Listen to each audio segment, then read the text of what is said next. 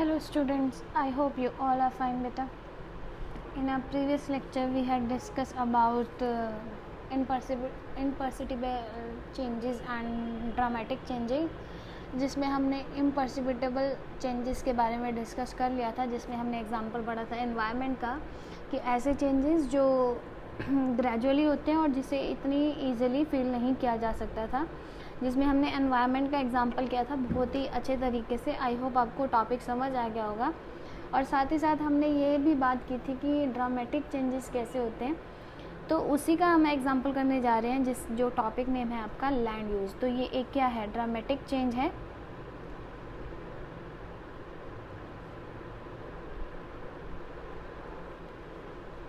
ठीक है, तो लैंड यूज़ कैसे हो रहा था यूरोप कंट्रीज़ में ड्यूरिंग क्रिश्चियनिटी। तो कहते हैं कि जो एग्रीकल्चर टेक्नोलॉजी थी शुरू के टाइम पीरियड में, यानी वो जो टाइम पीरियड था that is 5th to 10th century का टाइम पीरियड था। कौन सा टाइम पीरियड था? 10th century to 10th century का टाइम पीरियड। और जो टेक्नोलॉजी चल रही थी एग्रीकल्चर की, वो प्रिमिटिव चल रही थी, मतलब इतनी मॉडर्न टेक्नोलॉजी नहीं थी, ट्रेडिशनल थी। तो किस चीज़ का यूज़ हो रहा था वहाँ पे? वुडन प्लो का यूज़ हो रहा था। क्या हो रहा था? वुडन प्लो का यूज़ हो रहा था। तो वुडन प्लो जो था ना, वो सॉइल को इतने अच्छे से प्लो नहीं कर पाता था, यानी जो उसकी फर्टाइल लेयर होती थी वो ईजिली बाहर नहीं आ पाती थी, ऊपर नहीं आ पाती थी, वो मिट्टी को अंदर तक नहीं तोड़ पाता था। वुडन प्लो में इतनी स्ट्रेंथ नहीं होती थी, जिस वजह से वहाँ पे जो प्रोडक्टिविटी थी वो इतनी इंक्रीज़ नहीं हो पाई थी। और जो वुडन प्लो और या हम कह सकते हैं मैनुअली प्लो करते थे, उसके लिए जो लेबर थी वो काफ़ी बड़ी अमाउंट में चाहिए होती थी। तो यानी हम ये कह सकते हैं कि 5th to 10th सेंचुरी का जो टाइम पीरियड था यूरोप में, वो टाइम पीरियड कौन सा था? वुडन प्लो का टाइम पीरियड था, प्लस लेबर इंटेंसिव एग्रीकल्चर थी। लेबर इंटेंसिव एग्रीकल्चर एक ऐसी एग्रीकल्चर होती है जिसमें बहुत बड़ी अमाउंट में लेबर चाहिए होती है, मैन वर्क चाहिए होता है। ये जो टर्म्स है ना, ये थोड़ी इकोनॉमिक लेवल की टर्म्स है। लेबर इंटेंसिव क्या होता है? लेबर इंटेंसिव ऐसी जहाँ पे मैन पावर का सबसे ज़्यादा यूज़ किया जाता है, बहुत ज़्यादा बड़ी अमाउंट में मैन पावर को रिक्वायरमेंट किया जाता है। तो ऐसी जगह को या ऐसे वर्क को लेबर इंटेंसिव जगह कहते हैं। तो उस टाइम की जो एग्रीकल्चर थी वो भी क्या थी? लेबर इंटेंसिव थी। और वहाँ पे जो प्लो यूज़ किए जा रहे थे वो भी वुडन प्लो यूज़ किए जा रहे थे, जिसकी वजह से जो नेचुरल प्रोडक्टिविटी थी ना सॉइल की, वो बाहर नहीं आ पाती थी, क्योंकि वुडन प्लो में इतनी स्ट्रेंथ ही नहीं होती थी, जिस वजह से वो हर लेयर को ईजिली डग कर पाए। तो वो डगिंग भी किससे करते थे? बाय हैंड भी कर लिया करते थे, जिस वजह से वो एवरी 4 years, हर 4 साल में, एवरी 4 years में वो सिर्फ 1 साल 1 year ही क्या करते थे? प्लग करते थे, या हम कहेंगे डग करते थे। तो 1 साल में, 4 सालों में 1 साल ही वो क्या किया करते थे? प्लग करते थे, क्योंकि वो बहुत ही काफ़ी मैनुअल लेबर की रिक्वायरमेंट मांगता था और काफ़ी कॉम्प्लेक्स काम माना जाता था। क्यों? क्योंकि जो एग्रीकल्चर एरिया था वो बहुत बड़ी अमाउंट में दिया जाता था, और वुडन प्लो में इतनी स्ट्रेंथ नहीं होती थी जिससे सॉइल की फर्टिलिटी को ईजिली कुरेदा जा सके, और लेबर भी यानी मैन पावर भी बहुत बड़ी अमाउंट में रिक्वायर्ड थी। इसी वजह से, इसी कुछ कारण से वो 4 years में एक ही बार क्या करते थे? प्लाइंग का काम करते थे, डगिंग का काम किया करते थे। साथ ही साथ वो क्या करते थे? क्रॉप रोटेशन प्रोसेस को फॉलो करते थे। क्या करते थे? क्रॉप रोटेशन प्रोसेस को फॉलो किया करते थे। तो ये क्रॉप रोटेशन प्रोसेस कैसे होती थी? सपोज करो ये एक पीस ऑफ लैंड है। क्या है? एक पीस ऑफ लैंड है, इसे वो 2 पार्ट्स में डिवाइड कर देते थे। तो जब विंटर का टाइम पीरियड आता था तो वो यहाँ पर यानी विंटर्स में वो क्या करते थे? वीट की क्रॉप कर देते थे, यहाँ वीट को उगा देते थे। तो और ये जो पार्ट था, आधा पार्ट, इसे वो फैलो छोड़ देते थे, यानी अनयूज छोड़ देते थे, इसे यूज़ ही नहीं करते थे, इस पर कोई भी क्रॉप नहीं उगाई जाती थी। और फिर जब ऑटम का टाइम पीरियड आता था, ये हो गया विंटर का, मैं ब्लू पेन से मेंशन कर रही हूँ वो विंटर टाइम पीरियड। और जब आता था ऑटम का टाइम पीरियड, तो वो इस फैलो एरिया में तो राई की क्रॉप कर देते थे, और जो वीट एरिया था उसे फैलो कर देते थे। क्या कर देते थे, फैलो कर देते थे ड्यूरिंग ऑटम। तो इस तरह से वो क्रॉप रोटेशन प्रोसेस वहाँ पर फॉलो की जा रही थी, एक जिसकी वजह से प्रोडक्टिविटी जो थी वो तो ऑब्वियसली डिक्रीज़ होनी है, क्योंकि वो आधी से आधी ज़मीन तो खाली ही छोड़ देते थे। और दूसरी जो थी 4 साल में एक ही बार प्ल कर रहे थे, तो जिस वजह से जो फर्टाइल थी वो सॉइल की नहीं यूज़ हो पा रही थी। तो क्रॉप प्रोडक्शन तो डिक्रीज़ हो ही रही थी, और साथ ही साथ वहाँ पे जो सिचुएशन आ गई थी वो फैमाइन की सिचुएशन आ गई थी, यानी भूखमरी की सिचुएशन अराइज हो गई थी। वो तो ऑब्वियस है, क्योंकि जो फूड है वो वहाँ पे अब ईज़िली अवेल नहीं हो पा रहा था। तो इस तरह से क्या होने लग गया था, वहाँ पे ऐसे डिफ़िकल्टीज़ को फेस किया जा रहा था। फिर क्या हुआ था, जो लॉर्ड्स थे ना वो काफ़ी एंशियस हो गए थे, यानी उनके काफ़ी चिंता हो गई थी कि किसी ना किसी तरह क्या कर दिया जाए, इन्हें इस प्रोडक्शन को मैक्सिमाइज़ किया जाए। क्या किया जाए, मैक्सिमाइज़ किया जाए। और उन्होंने क्या कर दिया,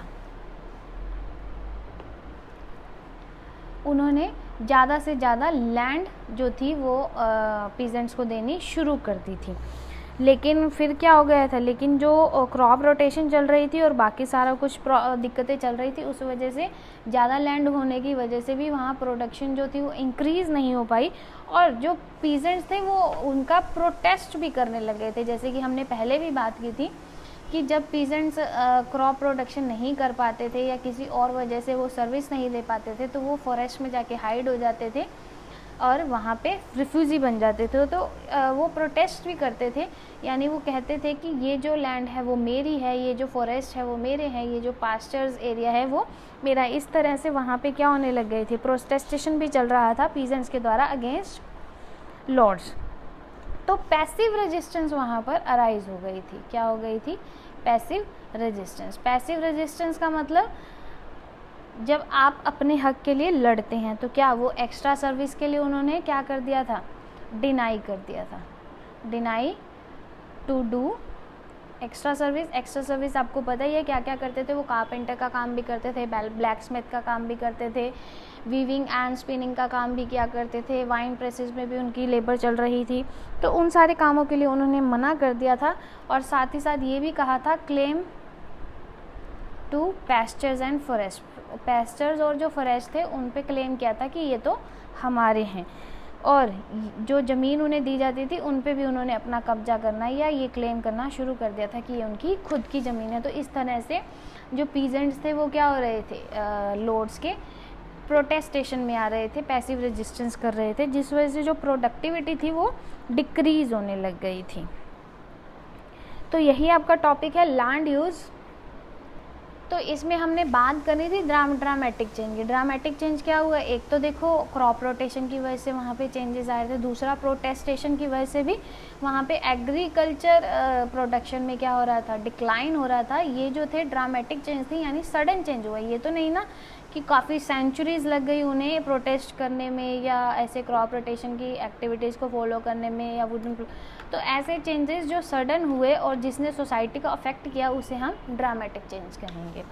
तो अब हम चलते हैं अपने नेक्स्ट टॉपिक की तरफ, जो है हमारा न्यू टेक्नोलॉजी ऑफ एग्रीकल्चर।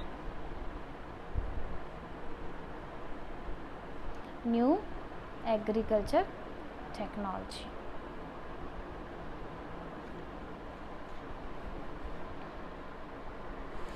तो 11वीं सेंचुरी के टाइम पीरियड के बाद से, यानी 11वीं सेंचुरी से बाय द 11वीं सेंचुरी जो वुडन प्लो थे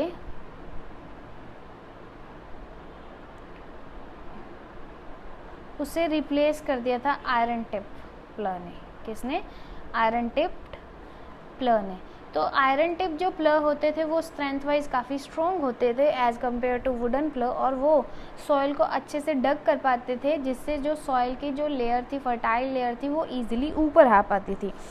तो वहाँ पर क्या यूज़ होने लग गए थे, आयरन टिप प्लो यूज़ होने लग गए थे। और साथ ही साथ पहले क्या यूज़ किए जाते थे, हॉर्सेस और एनिमल्स, यानी और हॉर्सेस और एनिमल्स की नेक को यूज़ किया जाता था। क्या किया जाता था, नेक को यूज़ किया जाता था, नेक हार्नेस को यूज़ किया जाता था। तो नेक हार्नेस की वजह से जो उनकी स्ट्रेंथ थी, एनिमल की स्ट्रेंथ थी, वो काफ़ी नहीं थी, यानी नेक से वो क्या करते थे, खींचा करते थे, जिससे उनकी नेक पे काफ़ी इफ़ेक्ट पड़ता था और वो ज़्यादा जोर लगा के नहीं खींच सकते थे। उन्होंने क्या कर दिया, एनिमल्स के शोल्डर को यूज़ करने लग गया, यानी अब उन्होंने जो रस्सी बांधनी शुरू करी वो शोल्डर स्ट्रेंथ को यूज़ किया, शोल्डर हार्नेस बनाया, शोल्डर पे उन्होंने रस्सी बनाई और उससे वो क्या करते थे, इक्विपमेंट को खींचा करते थे, शोल्डर स्ट्रेंथ को यूज़ किया। तो सेकेंड चेंज उन्होंने ये कर दिया। थर्ड, उन्होंने हॉर्सेस के फुट के लिए क्या बनाए, शूज़ बनाए। क्या बनाए, फुट के लिए शूज़ बनाए, हॉर्सेस फुट शूज़ बनाए, जिससे जो हॉर्सेस के पाँव थे या फीट थे वो डिके ना हो सके, तो वो लंबे टाइम तक हॉर्सेस जो थे वो वर्क कर सकते थे। तो इस वजह से कुछ न्यू एग्रीकल्चर टेक्नोलॉजी को यूज़ किया गया था, और वो क्यों किया गया था, प्रोडक्टिविटी को इंक्रीज़ करने के लिए। साथ साथ वाटर प्लस विंड एनर्जी को भी यूज़ किया गया था इक्विपमेंट्स को या वाटर सप्लाई को अवेल करने के लिए एग्रीकल्चर लैंड में। तो वाटर प्लस विंड एनर्जी का भी यूज़ होने लग गया था। तो ये कुछ ऐसे चेंजेस होने लग गए थे जिसे हम ड्रामेटिक चेंज कहेंगे, सडन चेंज कहेंगे, जिससे पहले क्या हो रहा था, डिक्रीज़ हो रहा था, और फिर क्या हो गई थी, प्रोडक्शन इंक्रीज़ होने लग गई थी। तो विंड और जो वाटर एनर्जी है उससे मिलिंग कॉर्न और प्रेसिंग ग्रेप्स भी किए जाने लगे थे। क्या किए जा रहे थे, मिलिंग कॉर्न, यानी कॉर्न की मिल्स भी चलाई जा रही थी, और प्लस में मैंने आपको बताया था वाइन प्रेसेस भी हुआ करते थे। तो ग्रेप्स को प्रेस करने के लिए, आपको पता ही है ग्रेप से ही क्या बनती है, वाइन्स बनती है। ग्रेप को प्रेस करने की जो मशीनें होती थी उन्हें भी विंड और वाटर एनर्जी से चलाया गया था। तो यहाँ पे जो मैन पावर की रिक्वायरमेंट है वो भी क्या हो गई थी, कम हो गई थी। तो वहाँ पे पहले क्या चल रहा था, 2 फील्ड सिस्टम चल रहा था, जिसे रिप्लेस कर दिया था 3 फील्ड सिस्टम ने, यानी अब 3 तरह की फसलें साल में उगाई जाती थी, और जो फील्ड था उसको 3 पार्ट में डिवाइड कर दिया था। कैसे डिवाइड कर दिया था, सपोज़ ये एक फील्ड का स्ट्रक्चर है,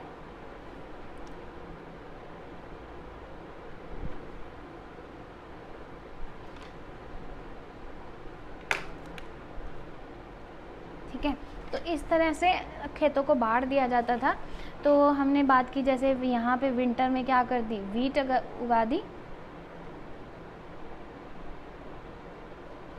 ठीक है, और राई क्या कर दी, ऑटम में कर दी, और इसको क्या कर दिया, फैलो छोड़ दिया, यानी एक पार्ट को खाली छोड़ दिया।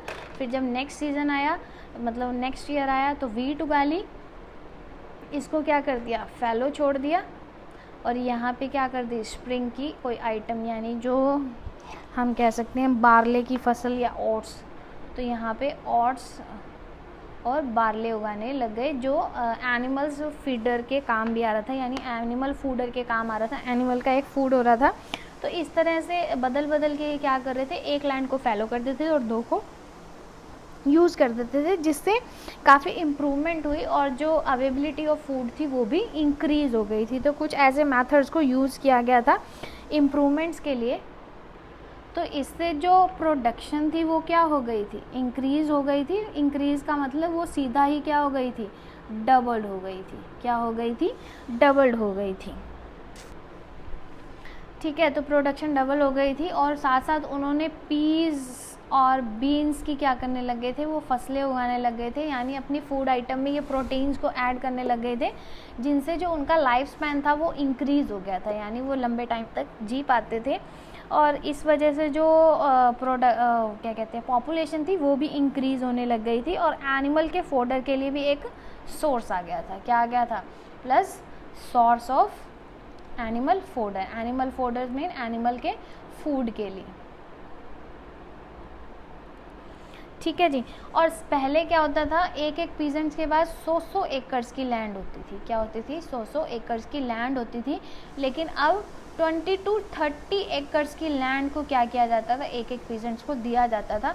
तो छोटे पार्ट को संभालना और उसको अच्छी तरह इफ़ेक्टिव और एफिशिएंटली यूज़ करना ईजी हो जाता था as compare to larger part. तो इस तरह से भी जो लॉर्ड्स थे उन्होंने काफ़ी इनिशिएटिव दिखाया था क्या कहते हैं प्रोडक्शन को इंक्रीज़ करने के लिए। साथ साथ हमने बात की थी कि वहाँ पे हॉर्सेस को जो थे फुट शूज़ दिए जाने लगे, ठीक है, वाटर मिल्स और विंड मिल्स लगाई गई।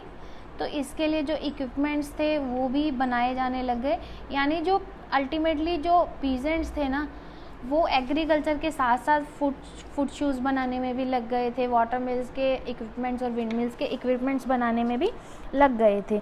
तो इस तरह से जो उनका वर्क था वो काफ़ी पोर्टफोलियो हो गया था, काफ़ी डाइवर्ट हो गया था, यानी हम कह सकते हैं डाइवर्सिफिकेशन आ गया था। वो एक तरह का काम नहीं करते थे, वो कई तरह के काम करते थे। और साथ ही साथ वहाँ पे स्मॉल फोर्जेस भी बनने लग गए थे, स्मॉल फोर्जेस एंड स्मिथ्स बनने लग गए थे। देखो ये जो विंड मिल्स और वाटर मिल्स थी बड़ी बड़ी, और फुट शूज़ की जो बड़ी बड़े वो शोरूम थे, इन्हें लगाया था लॉर्ड्स ने। क्या लगाया था? लॉर्ड्स ने। तो इनकी जो मशीनरी होती थी वो काफ़ी एक्सपेंसिव होती थी, मतलब बहुत लंबे टाइम के लिए पीजेंट्स को सर्विस देनी पड़ती थी बदले में। तो उन्होंने स्मॉल फोर्जेस और स्मिथ्स लगा दिया, यानी डुप्लीकेट दुकानें खोल दी जहाँ पे सस्ते फुट शूज़ और ये इक्विपमेंट्स मिलने लग गए थे। तो पहले जो सिस्टम चल रहा था वो टोटली फ्यूडलिज्म चल रहा था, जिसके बारे में हमने बात भी की थी। सोसाइटी का अरेंजमेंट फ्यूडलिज्म में हो रहा था। मतलब क्या हो रहा था वहाँ पे, लॉर्ड ने क्या दी? लैंड दी। किसको दी? पीजेंट्स को दी, ठीक है जी। और पीजेंट्स ने क्या दी? लैंड दी, और बदले में उसको क्या दी? सर्विस दी। क्या दी? सर्विस। यानी एक चीज़ के बदले दूसरी उन्होंने चीज़ दी। लेकिन फिर क्या होने लग गया था, धीरे धीरे वहाँ पे मनी की एस्टेब्लिशमेंट होने लग गई थी। तो जब मनी आने लग गई थी, मॉनेटरी सिस्टम स्टार्ट हो गया था, तो वहाँ पे फ्यूडलिज्म जो थी वो ख़त्म होती जा रही थी। क्या होती जा रही थी? ख़त्म होती जा रही थी। कैसे? अगर लॉर्ड ने लैंड दी पीजेंट्स को, तो पीजेंट्स ने बदले में सर्विस नहीं दी, उस लॉर्ड को क्या दिया? रेंट दिया इन मनी की फॉर्म में उन्होंने क्या दिया? रेंट दिया। लॉर्ड ने अगर पीजेंट से कोई हेल्प ली या सर्विस दी, तो बदले में उसे लैंड नहीं, या रहने के लिए जगह नहीं, खाने के लिए खाना नहीं, बल्कि उसने उसको क्या दी? मनी दी। क्या दी? चार्जेस पे किए पीजेंट्स को। तो इस तरह से मनी की जो एस्टेब्लिशमेंट हो रही थी वो वहाँ पर स्टार्ट हो गई थी। ट्रेडर्स अराइज हो गए थे, और जो प्राइसेस थे वो भी इन्फ्लुएंस होने लग गए थे। तो इस वजह से वहाँ जो फ्यूडलिज्म सिस्टम था वो ख़त्म होता जा रहा था।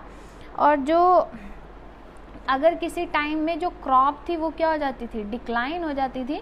तो उस टाइम पीरियड में जो प्राइसेस थे वो हाइक हो जाते थे, बढ़ जाते थे। क्यों? जिस चीज़ की कमी होगी उस चीज़ के प्राइस क्या हो जाएंगे? महंगे। यानी जो चीज़ कम हो जाएगी वो महंगी होती जाएगी। ये सारे इकोनॉमिक पॉइंट ऑफ व्यू के स्ट्रक्चर हैं।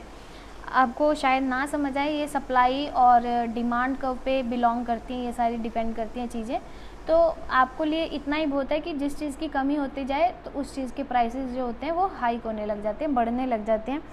तो एक टाइम पीरियड ऐसा भी आया इंग्लैंड में जब ये एग्रीकल्चर प्राइसेस जो थे वो डबल हो गए थे, यानी क्रॉप उस टाइम पीरियड में बहुत कम हो गई थी due to some natural calamities, और जो प्राइसेस थे वो हाइक हो गए थे। और वो जो टाइम पीरियड था that is 1270s to 1320s का टाइम पीरियड था। तो इस टाइम पीरियड में जो थे वो क्या कहते हैं, डबल होने लग गए थे। आई होप आपको ये टॉपिक समझ आ गया होगा, जिसमें हमने लैंड यूज़ के बारे में पढ़ा और एग्रीकल्चर टेक्नोलॉजी के बारे में पढ़ा, न्यू एग्रीकल्चर टेक्नोलॉजी के बारे में, जिसमें चेंजेस आए। और ये सारे चेंजेस हमारे ड्रामेटिक चेंजेस थे, यानी सडन चेंजेस आए। After discussing this topic, if you have any doubt, please let me know. Otherwise, don't forget to pray, do your work timely, and see you in next video. Till then, take care. Thank you.